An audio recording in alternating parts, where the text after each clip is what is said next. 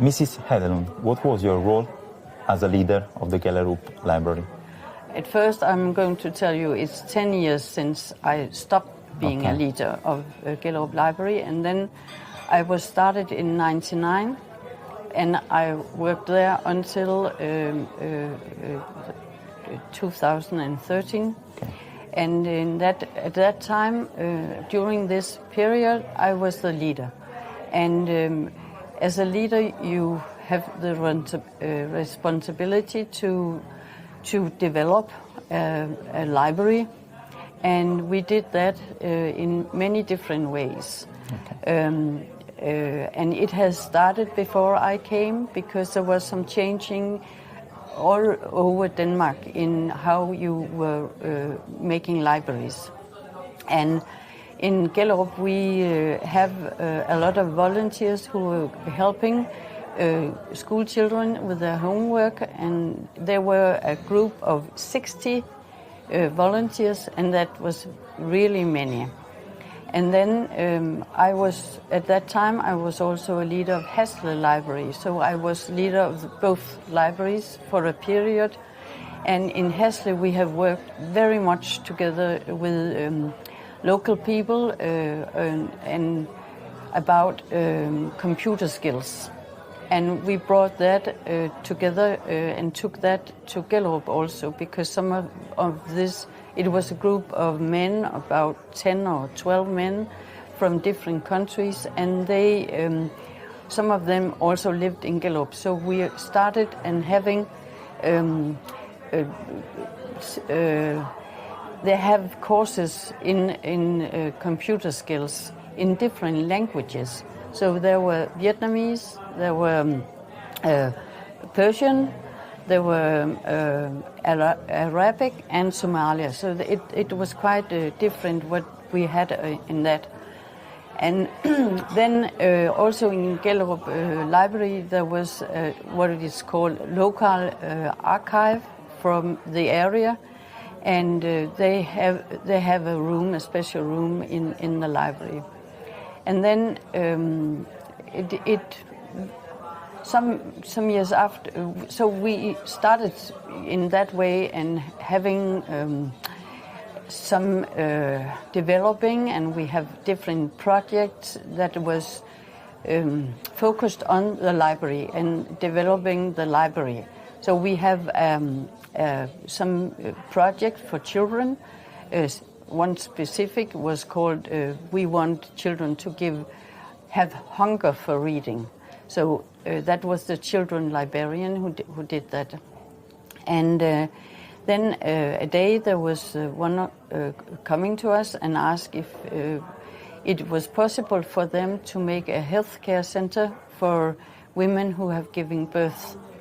And I have to ask my leaders and the political if it was okay that we were giving or renting out a room for them. And they said yes. And at the same time then there came the midwives from the religion. They came and asked if they could be there. So because there was many women from the area that didn't come and have their were not seeking and visiting the midwives just to find out how the scanning and so on. So they make that also in 2 rooms in the library.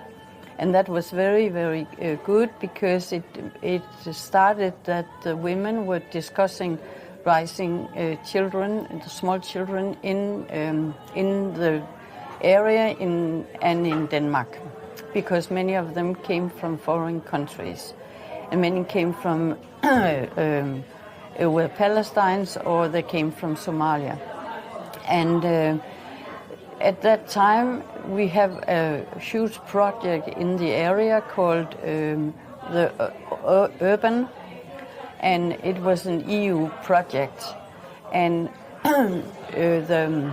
the leader of the social department in the area, she would like to have a group, she would like to have a group of employees that were going to help by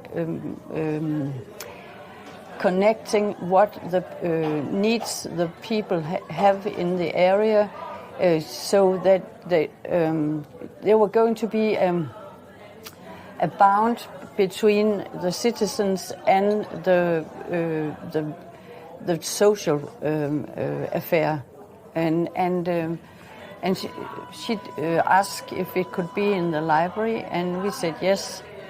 Again, also my leader, and there were 9 people starting, and they come from different countries and were speaking very different languages, and the reason why they spoke different languages is that in the area at that time there were 82 different languages, and therefore it was very important that they could spoke some of the languages.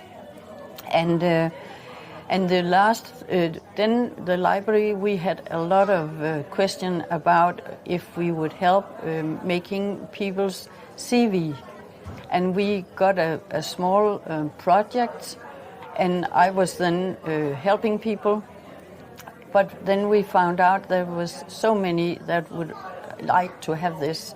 So therefore we talked together with the municipality about where they have the job thing, and then we make a job corner also. So there was 1.5 employees for some years, and they were helping people, and then we have developed this. So we have both volunteers and we have employees from different part of both in the library, but also from the municipality, and therefore we make some developing ourselves and talking together. Very often we talk about once a month. We have come together and we were talking about what is happening, and then we ask. We never started new projects, without having talked to people in the neighborhood, the people who lived in the neighborhood, and we asked them, or they came to us and asked us if that was something that we would like to do. And besides being in the library, I was, as a chief of the library, I was also together with other people who were in institutions, leader of institutions in the area. That could be kindergarten, the social welfare. It could be different. We were a group of, and police also. And we were about a group about 10, and we have a monthly meeting where we were discussing what is happening in the area, what do we hear people saying, is there something that we are going to develop together. So we were always developing things in the area together with the citizens. So it was not us saying, oh, we can seek for this and this different project, but when we have heard what people say, we connected it, and then we would see if that was something that we could maybe make as a project, or we could develop ourselves. Yeah, because you said to me that an important thing is that you are still working with the people, not for the people. Yeah, I think that's a very important way of working, because after I stopped in the library, I have been working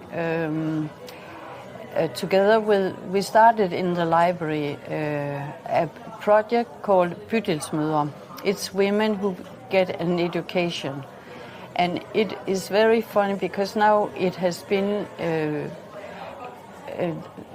for 12 years, but some years before we started, there came a group and said, we have been seeking money for this project.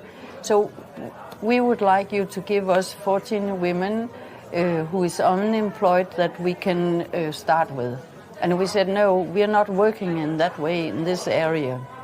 So when we got the library, or the community center as we called it, because we have all these different things in the library, and it was a word that the citizens said, because they said, community center, we know if we come from foreign countries, we know what a community center is. It's a place where you can come and get knowledge, and you're not going to give your CPR number. You are just coming anonymous, and you can help all the get all the help that you need. And then we heard that we could get some money for starting this bydelsmøder.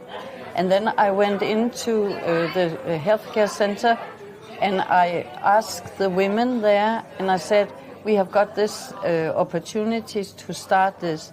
Do you think it's something for you? I will not seek for the money. Besides, you said you agree, and maybe some of you will take part of it. It's handling about this and this and this. And they said, oh yes, we will, but it's not going to be in the library. It's going to be in what at that time called the Yellow House. So we went there, and 10 women were started, the local bydelsmødergruppe. And it's very funny because now, 12 years later, we have developed 177 local women, and also women from the other parts of Aarhus. And now we have a new group who is in the course, and they are over 30.